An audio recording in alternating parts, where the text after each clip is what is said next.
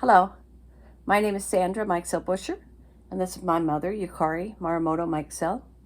We're here today to talk to you some about our family's experiences during the early days of World War II. Our family, my grandparents, Masaichiro Maramoto and his wife, Asako Maramoto, were living in suburbs of Los Angeles, working as tenant farmers there. My grandfather was well known for his pole beans, and they took part in the weekly farmers markets in town. My grandfather was also teaching judo at a Los Angeles dojo at the time. The family was embedded in the community, and we all know what happened when Pearl Harbor was bombed, and suddenly Executive Order 9066 was issued. Our family is different than the typical story because my grandparents chose to move out of California to Utah. My grandmother had an uncle and aunt in Utah that they wrote to ask to find a sponsor for them. You were allowed to move inland for the voluntary evacuation. Everybody was leaving because they had to. Well, we didn't want to go into camp. And I always say my father was born in the year of the tiger, and tigers don't like to be caged. Yes, even though there wasn't a clear plan yet, there was enough talk going on that it was understood that the group was going to be moved somewhere. Yes. I did not hear any of these stories until I was in my early 30s. And suddenly we were approaching the 50th anniversary of the Pearl Harbor bombing. So it was 1991, the fall of 91. I was with my grandmother at the time, and she started talking about what happened to their family leading up to the bombing of Pearl Harbor, when hostilities were growing in California and the local communities where there were vigilante actions, and then after the bombing, Oh, yes. when it got worse. And I remember at the time being so surprised, I just started taking notes because I had no idea. It was a big shock to me. We had to leave because we were having people come around to the Japanese homes knocking on a door, and when they answered, they would be assaulted. So my father had dug a hole underneath one of the closets so that it was big enough for the kids to hide in, and it was in one of the rooms. I remember seeing it. And my mother was about 5 years old at the time. Yeah. And then she turned 6 right before they moved inland to Utah. But it was a farmhouse that was built on a platform, and he dug a hole underneath some of the floorboards in one of the back closets, told the children to hide in there if anyone came to the door at night, and he had put some food and supplies underneath the floor also, and told them not to come out until one of their parents came for them. So it was a lot of uncertainty and a sense of danger.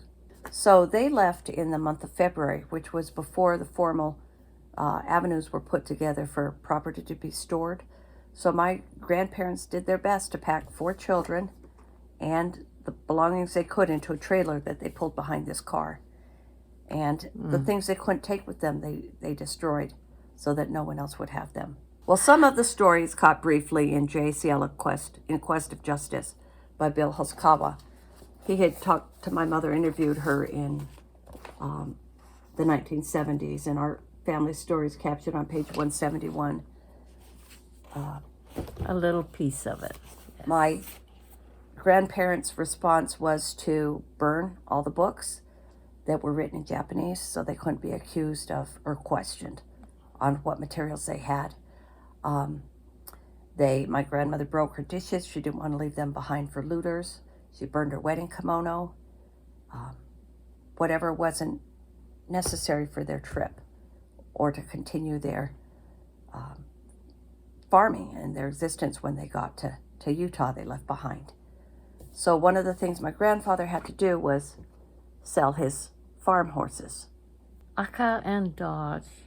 I watched my father wash them and dry them and get them all ready, brush their tails and mane, as the little man that came to take them away. He sold them for small feed. When the guy came to take the horses away, my father asked him, do you have a truck? And the guy looked at him and says, I don't have any more money. And my father says, come follow me. And he took him to the truck that we had, and he says, take it. It's just going to be left here. So threw in a truck. One of the things that impressed me as the story started coming out in my family was that in the midst of their own hardships, that my grandfather would be compassionate towards others. Before they left California, my grandmother went to the store to buy supplies. She had heard that it snows in Utah. She needed warmer clothes for her family. Yes. So they went to the local store and they bought heavy sweaters and, some extra. Kurata department store in LA. So they bought extra supplies and heavier clothes and all. And as they were going to check out, then she looked up and saw a row of dolls and stuffed animals behind the cashier's station at the store. And she asked the lady, what's going to happen? What are you going to do with that doll up there? And the lady said, well, probably no one will buy it now. Yeah. Because everybody knew that, the community was going to be disassembled, taken apart. So my grandmother said, I'll buy it. And the lady was surprised. My grandmother said to her, what use is money if we're dead? Because there was so much uncertainty of what was going to happen to them when they left LA. So she got handed the doll and immediately pressed it into my mother's arms. Yeah, my sister and I got one of these big mama dolls. It's just wonderful. I still have mine, and my sister's is in better condition than mine.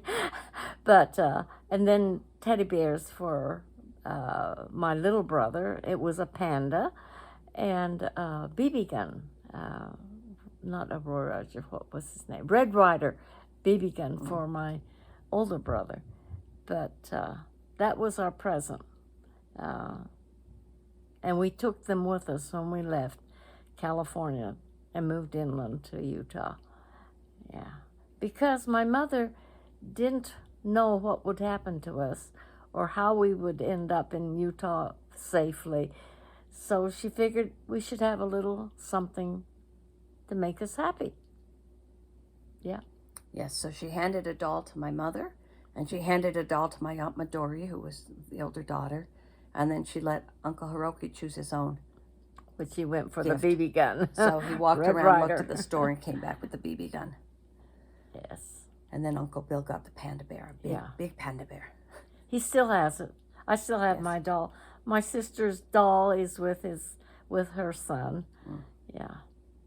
And I don't know what happened to the BB gun. Oh, probably one of Hiroki's boys has it. Yeah. When my grandparents moved inland, they had 4 young children. The car today is in my uncle's garage in Westminster, California, the car that they drove across California to Utah in. They started out the first day, maybe a more leisurely fashion, although they were very frightened. But the first night when they camped for the night, then they woke up in the middle of the night to a circle of soldiers pointing guns at the group because they had accidentally stopped for the night on government land. And they didn't know it wasn't marked. It was on the border of California and Nevada. When they crossed the border in California, it was non-eventful. They didn't know what to expect. They were all geared up, waiting. Oh, they're going to have their stuff inspected. And oh, yeah, they did. There was nobody at the border. This is what I heard from your mother. It was after the soldiers found them in the middle of the night on government land. Yeah. Then they searched their belongings. Yes, that's and right. They took the BB gun. They took a radio. Yeah. They didn't know that they wouldn't be allowed to have those inland when they moved inland. So they were taken by the government and the soldiers and tagged, put in a storehouse. And you guys got them back at the end of the war? Yeah, they returned them. Okay, that's good. And then the other thing, my grandfather, as I said, was teaching judo in a dojo in LA prior to the outbreak of the war. And he had his first and second degree black belt papers were signed by Jigoro Kano, the founder of Kodokan Judo. And so when my grandmother was cooking dinner one of the last nights they were in California, she heard the whoosh of the rubbish fire, and she said, "Who's burning something at this time?" She went outside to look, and my grandfather was there about to put his judo scrolls into the fire. And she grabbed them from him, and she said, "What are you doing?" He said, "We have to burn these. They're written in Japanese." She said, "I'll take them. They can arrest me if they find them." And she had put them under layers of her kimonos in a trunk. So when the soldiers were checking the contents of the trailer being towed behind the car, they slid their hands down the side of the trunk to feel for any objects, and they patted the top to see if there was anything hard inside, but they didn't find the papers, the scrolls that were secured between layers of kimonos in the trunk. So after that, they drove straight through. My grandfather did not turn his car off again except to stop for gasoline. And my uncle Hiroki, who was a mechanic, all of his life, he said it was a miracle that car kept running as they went up, had to go over the mountains and cross into Nevada. When my father would go into a store to buy bread, that's all they would sell him, was just enough food to get him out of the building. And he would come back to the car with his loaf of bread and a package of bologna, and that's what we ate. There was one very kind man in the middle of the night in the mountains when my grandfather pulled up to get gasoline. Then he saw the children with their nose pressed against the glasses, the windows in the car, and he told my grandfather to go with him, helped him gather wood, and he started a bonfire and then went to the car and motioned to my grandmother and the children to come out and warm themselves at the fire. So they had an impromptu snack in the middle of the night in the mountains. And I think that's one of the things that helped them get through that night and down the hillside, finally to Salt Lake City. When they left California, then my grandfather was, he was setting the tone for the family. He also knew that they were taking on a challenging journey. His younger brother followed in his car with his kid, and then his cousins also moved with us. So there were 3 cars total. However, when we got to the California-Utah border, I think Nevada border, the cousins went off because they all had teenagers and they didn't have little kids, so they were more flexible. The grouping of 3 cars stayed together until that first night when they woke up to the soldiers, the American soldiers. After that, they decided everybody should go as fast as they could. So my grandfather ended up last. He had to surrender the map to the cars that could move the fastest with the oldest children. And they used a sitting cushion. Zabuton to mark the way that they went. When there was a fork in the road. Yeah. So they would leave a zabuton at the fork of the road. So when we followed behind them, then we would know which road to take. We did have maps, but But it got surrendered to the leader. One of the things I found very inspirational, my grandfather, on his way out of town as they were leaving the farmhouse after they burned possessions and broke dishes and they're setting out into the unknown, he was singing this song, Tabe no Yokaze, Night Wind's Journey. And the first verse says, "Through flowers and sleet you survive. That's the path a man must walk. Don't cry for me, hoary, hoary bird. I walk alone in the moonlight." Hana mo harashi mo fumikoete yuku wa otoko no ikiru michi. Yeah, he sang that. And it's from a movie Aizen Katsura that we went to see in LA. Anyway, I thought that was such a strong show of, that he understands. He understands it's going to be hard, but he's just doing what he needs to do. Through flowers and sleet, you survive.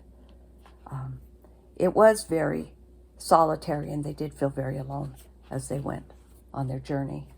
So I was surprised when I looked up the statistics on Densho, and it says approximately 5,000 people moved from the West Coast states, Nisei and Issei, with 1,519 going to Utah and the rest to other states. That's a bigger number than I ever knew, and I didn't know that many people went to Utah.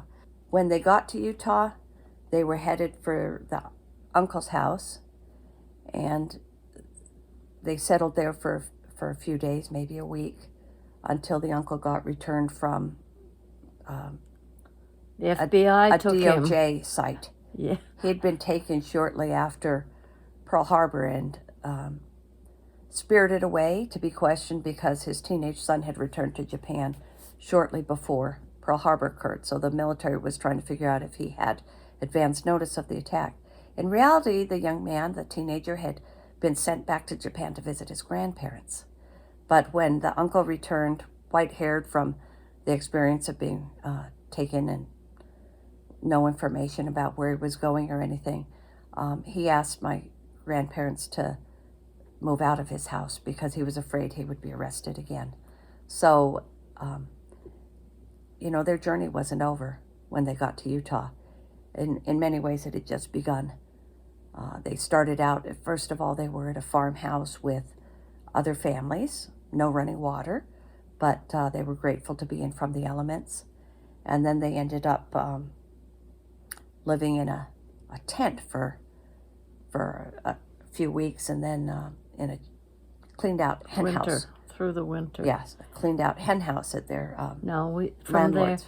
From there we went to Grandma Thurgood's one-room house that she first moved into after she came across from Nauvoo, Illinois, with the Mormon migration, and that was the one-room house that she lived in with her husband until they built their home, bigger home. But anyway, we moved into it, and we had to bring water from the pump house, which was down below. And before that, we lived in the tent before they... So one of the things that my mother has come across recently is an old woodblock print. This is a photocopy of it. I took a picture and printed it out. That my grandfather hung every place they ever lived. Mm-hmm. He took it everywhere, and you can't see it in this, but there's actually, on the original, there's a tack hole in the corner where he tacked it up on the side of his wall so that he would have this picture from home. It made me wonder what kind of dwelling he lived in Japan before he immigrated to the U.S. Yes. We're still uncovering stories that it's like there were 5 children in the family. The 5th one, my Aunt Seiko, was born in 1944 when the family was already settled in Utah. And each of the 5 children have their own set of things that they've managed to be holding on to, passing down to their own kids. And they have their own stories. Yes. That we're all starting to share now. My mother had started first grade when she was in California. Oh. And after the move, then she went to first grade in Utah, but her experience there was totally different.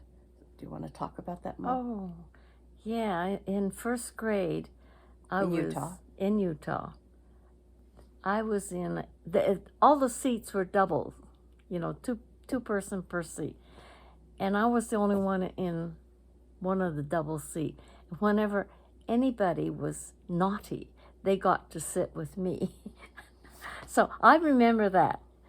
Yeah, she was used as the punishment. Yes. If someone misbehaved, they had to go sit next to her because she was the only Japanese American in the class. And then when I went out during playtime, recess, nobody would play with me, so I learned to stay in the classroom during recess. But because I could draw, the kids started coming indoors so that I could draw for them, pictures that they wanted. So My grandfather went on to found a dojo in Utah.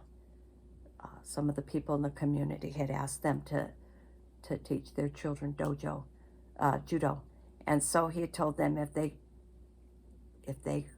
constructed a dojo, got the proper judo mats, he would teach. So that was done by the different farming families in the community, and he was able to teach judo there in Utah again a few years after the war.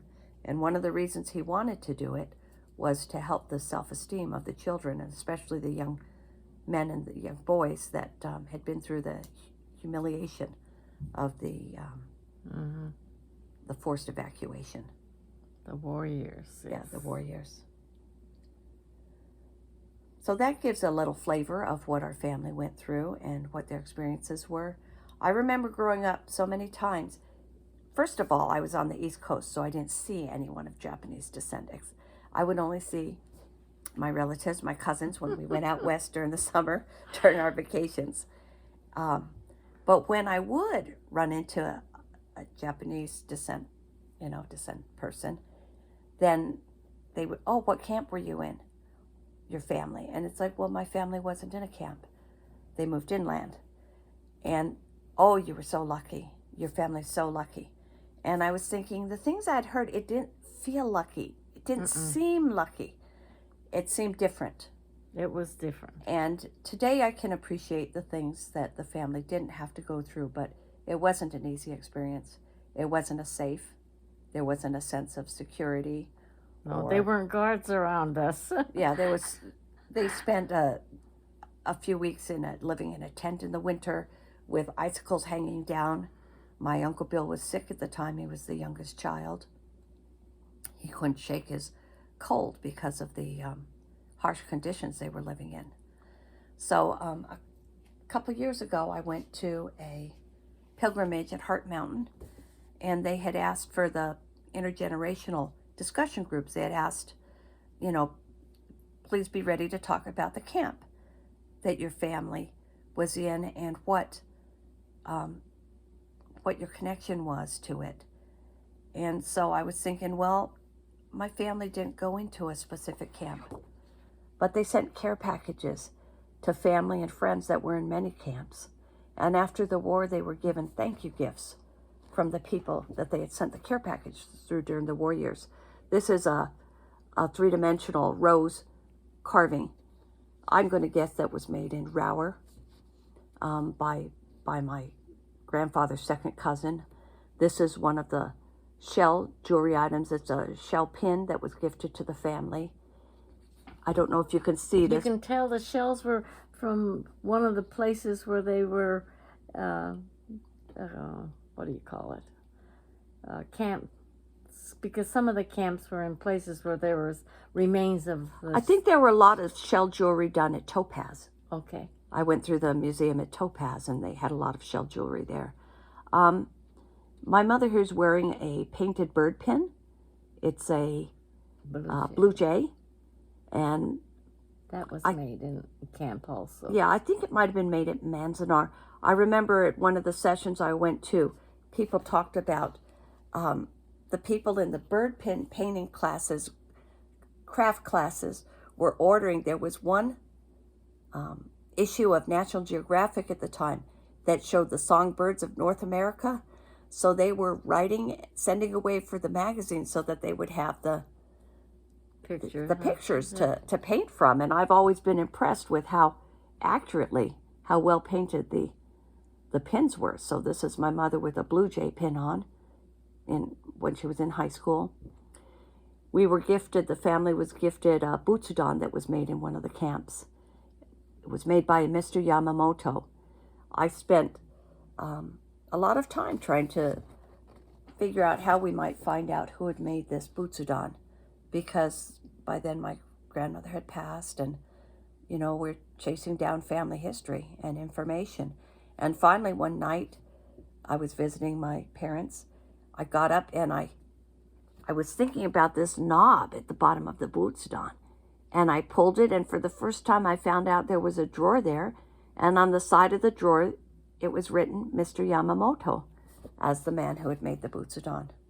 We got the Butsudan because, and some of the jewelry, because Mom and Dad would send sacks of rice and food, canned food and all that to the camps for the relatives and the friends and the neighbors that they knew that were in camp.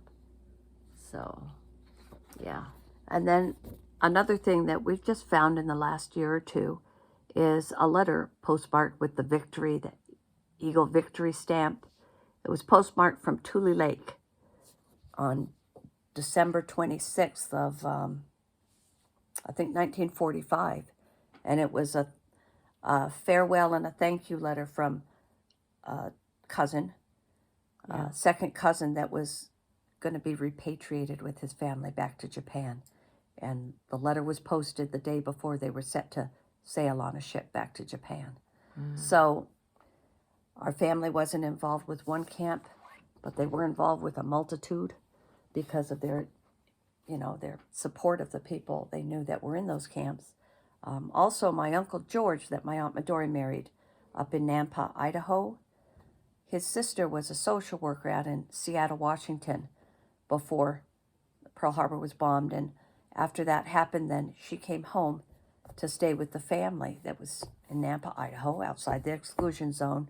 So when Minidoka was constructed, then she worked as a social worker in Minidoka. She was a Japanese American who could walk in the gate at the beginning of the day, and she could walk out at the end of the day. And her work was to help people, internees, incarcerees, locate their family and friends in that camp and in other camps, because the confusion of the incarceration had split so many families. People didn't know who was where or how to reach them. So we have her notes from that time working as a social worker. They were recently taken into the collection at Minidoka National Historic Site. My Uncle George ended up serving in the 442nd. He was drafted outside of camp because he was home in Nampa at the time. And he served with the 442nd over in Italy at the Gothic Line. Our family was so involved in so many facets of the Japanese American experience regarding the evacuations, the removal of the company, of the ethnicity from the community from the West Coast. Well, thank you so much for listening. We've appreciated talking to you. My mother's going to be 88 on Christmas Day, so it's a special year for her. And I know many times through the years I heard her say that, oh, people don't know what happened to our family, and they should know. So we really appreciate the opportunity to share some stories today. Thank you.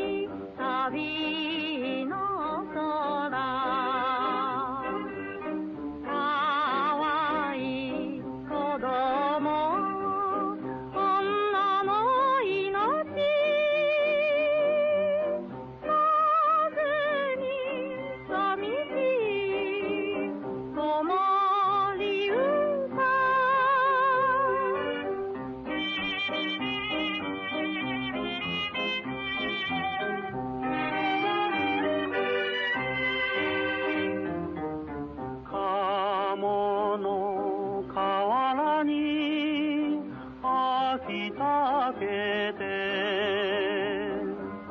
肌に夜風が染み渡る